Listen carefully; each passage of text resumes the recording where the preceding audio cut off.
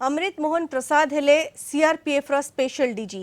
वरिष्ठ आईपीएस अमृत Mohan Prasad CRPF special DG. केंद्र गृह मंत्रालय प्रस्ताव उपरे मोहर मारिछि केंद्र।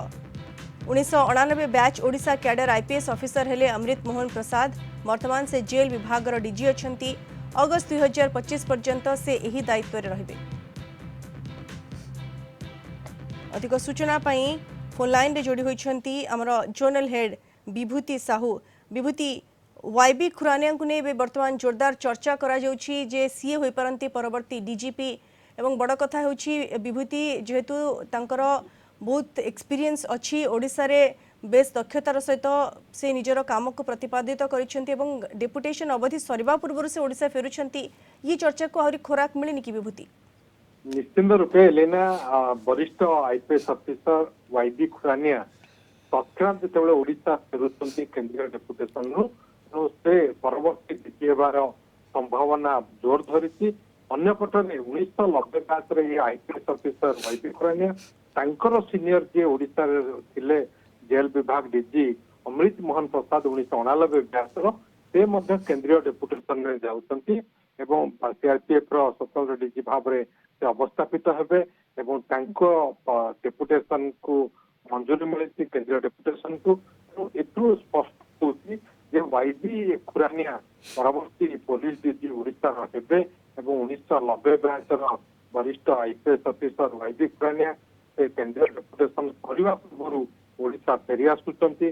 से केंद्र में बीएसएफ मुख्यालय नूआदिल्ली में स्वतंत्र डीजी भाव में अवस्थापित थिले। 1990 batch Odisha cadre IPS officer दक्षता प्रतिपादित करछन्ते ओडिशा रे विभिन्न पदवी रे रही एसपी भाव में हो, डीआईजी भाव में हो, आईजी भाव में हो, नयागढ़, जाजपुर, राउरकेला, मयूरभंज, गंजाम जिलार एसपी भाव से कार्य संपादन करते। दक्षिणांचल उत्तरांचल रे डीआईजी भाव कार्य करछन्ते। कमिशनरेट पुलिस अतिरिक्त पुलिस कमिशनर भाव गुरु दायित्व संभाली से केंद्रीय डेपुटेशन फेरी आसुचंती। तेणु वर्तमान से डीजी होबार संभावना पुलिस डीजी होबार अनेक संभावना रही।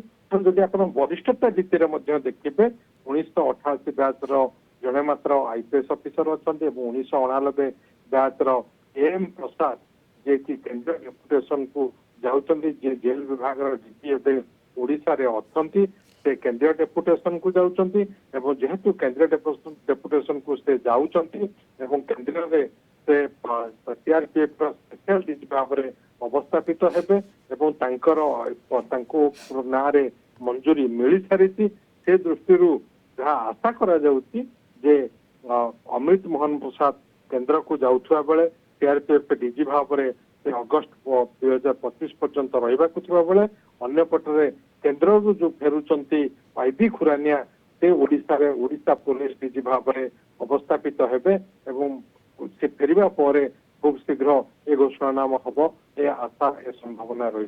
धन्यवाद विभूति आपणकर सूचना पाई।